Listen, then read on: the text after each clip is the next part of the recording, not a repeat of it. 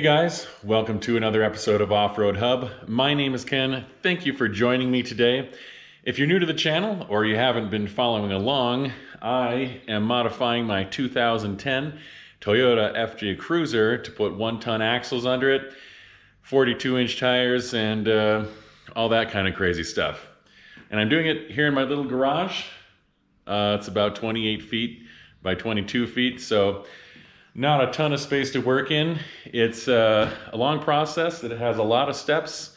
Today, I am going to be fabricating a new crossmember underneath that will support the transmission and the Atlas transfer case. So looking underneath the vehicle, this is the factory crossmember that supports the transmission. And this entire cross member is going to go away because I need to put my link mounts here for my front 3-link on both sides. So that's why this cross member needs to go away. I'm going to reuse this transmission mount on my new mount. And then back here on the Atlas, let's see, there's going to be a support that comes up and supports it right here. So this new cross member and support is going to cross from right about here over to the other side and support the back of the Atlas and the transmission, and it'll tie into my future skid plate. Now, I've looked under other solid axle swapped FJ Cruisers, but I'm still kind of making this up as I go, and it's not going to be the same as any that I've looked at.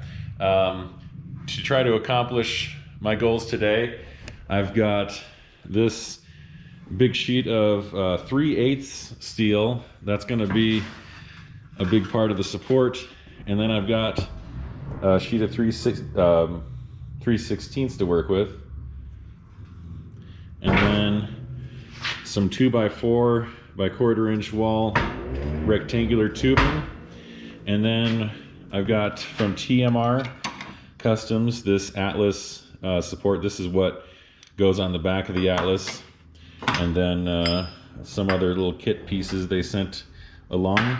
So this will sit on top of the cross member that I create today. And then that'll all be held onto the frame with these 5/8 grade 8 bolts.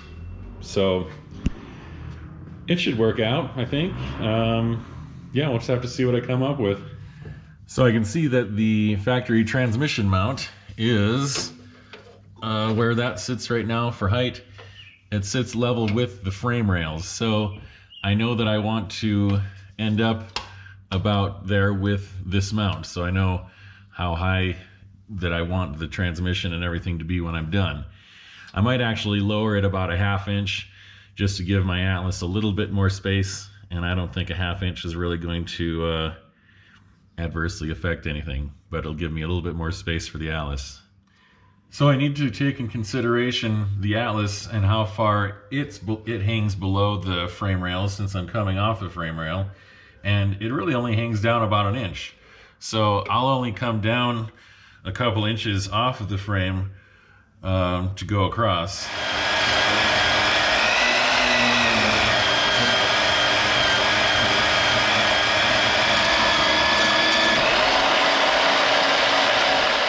So what I'm doing here is cutting the legs that are going to come off of the frame right here, down to the new cross member.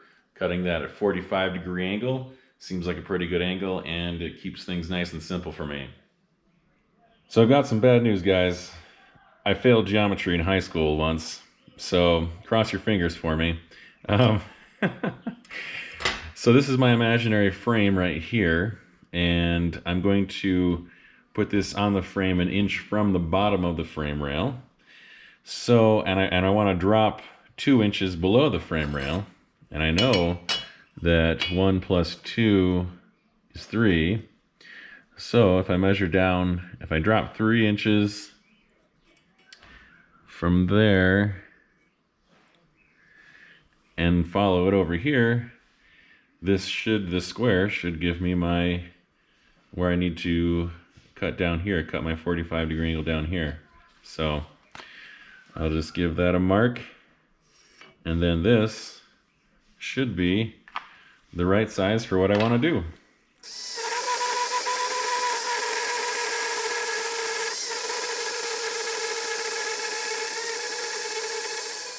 Okay, there is one right there, and so all I need to do now is duplicate this, duplicate one of these for the other side. I'm going to have 2 of these total.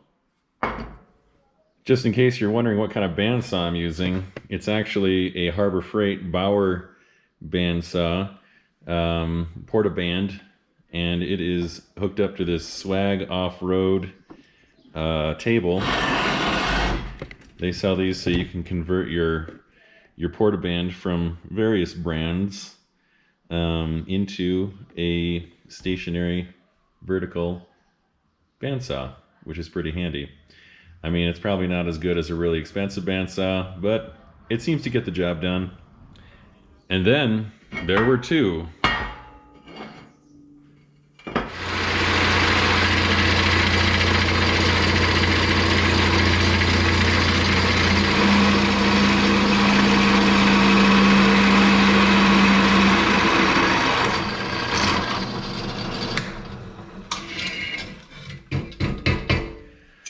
I got the mounting holes drilled through here.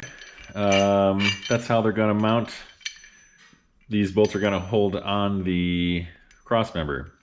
So the 5/8 grade 8's probably a little overkill, but the bolts aren't going to break, that's for sure. Before I can do anything with these, I'm going to have to knock this rust and mill scale off of here, of course. And then I'll go underneath the vehicle and polish off the frame where I'm going to mount these things.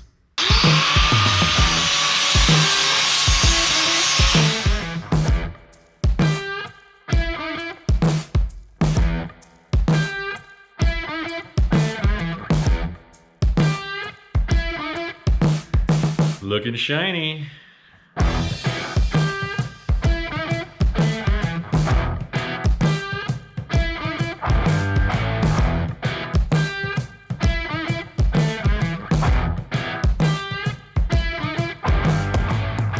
There we go, nice and clean, ready to weld to. So the metal on the frame here is actually pretty thin, probably less than 1/8 of an inch. So what I'm actually going to do is weld some plates onto the frame, some 3/16 steel onto the frame here to give my brace a bigger footprint, and the 3/16 to weld the 1/4 inch steel to. That's just a better deal. Welding 1/4 inch steel to this thin material just wouldn't be as strong. So yeah, a reinforcement plate here made of 3/16, and I got to cut that out of my big plate right over there. All right, guys, here are those plates all cut out and cleaned up, ready to weld onto the frame.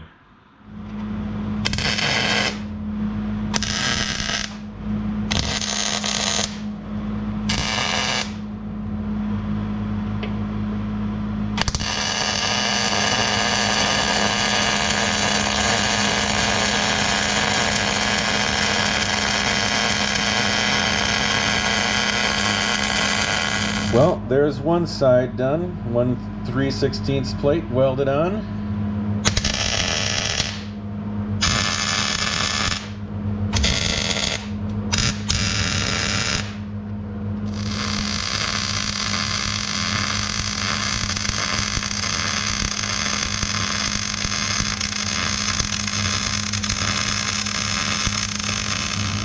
And there is the other side, that's the passenger side. So both sides welded on and ready for the next step. Notice how thick this 1/4 inch steel is. Welding this to the thin frame just wouldn't be very good, because you got to kind of crank up the welder a little bit to get good penetration on metal that thick. So welding onto the 3/16 plate that I put in there is much more doable. So the next step here is figuring out the basic shape of the crossmember / skid plate, and then I need to come up with some brackets to weld onto the skid plate to bolt onto the supports. So this is what I have for the shape of the skid plate. This is like the basic shape. So this is the cross part that crosses the vehicle, and then this is the part going forward with the transmission mount up here and the Atlas mount back here, and then bolted to the frame on either side there and there. So this is 3/8 steel, and this will later tie in with 3/16 skid plate up here and more toward the front. But since it's cross member, I'm using 3/8 just to provide a little bit of structure to it. I think the 3/8 can handle the structural needs of the cross member.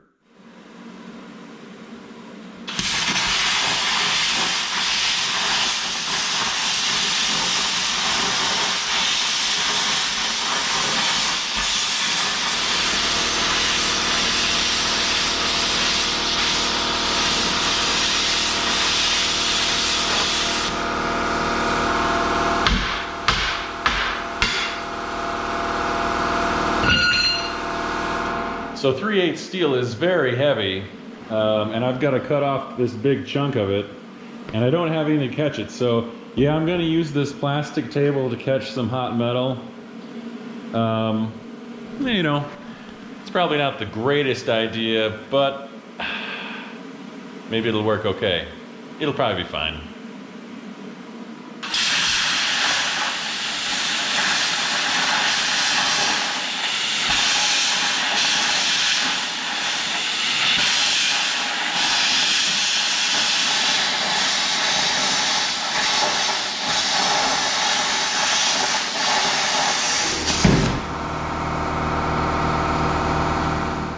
All right,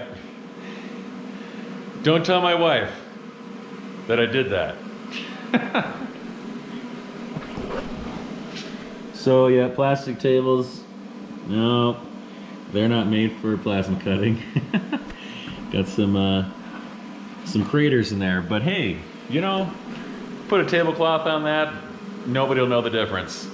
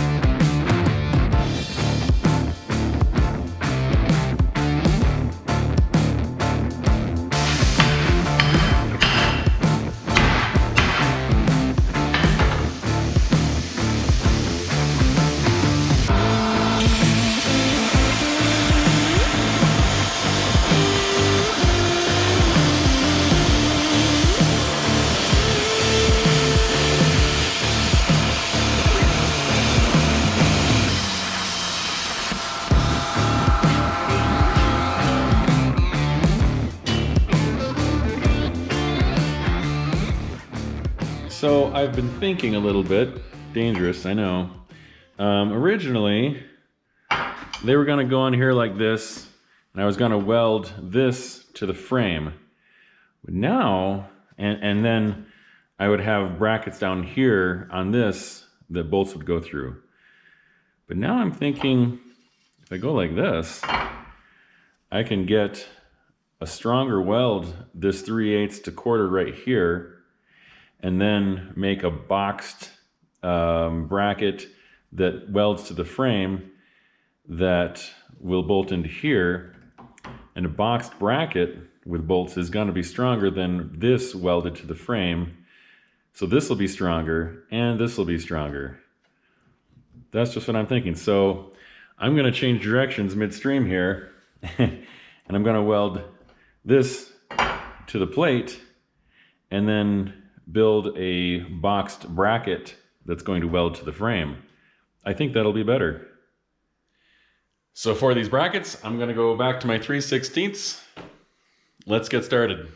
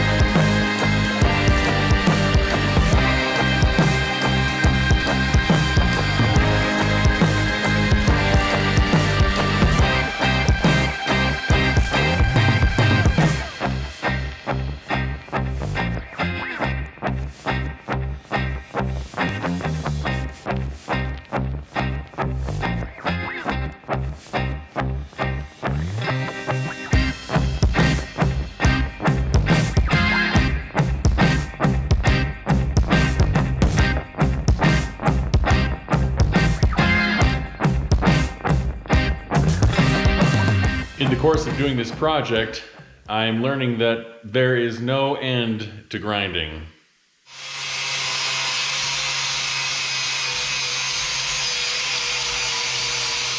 And just like that, 10 seconds later, through the magic of YouTube, I've got all my little pieces cleaned off and ready to weld into brackets. So that will be fantastic, I think. Speaking of the grinding never ending, if you look at my wall here, all the screws in the drywall seem to have become magnetized. And so all the little metal particles in the air are sticking to the screws in the wall. That's crazy. Well guys, I'm gonna have to cut you off there for this video. It's about 9 o'clock at night and this video comes out tomorrow morning.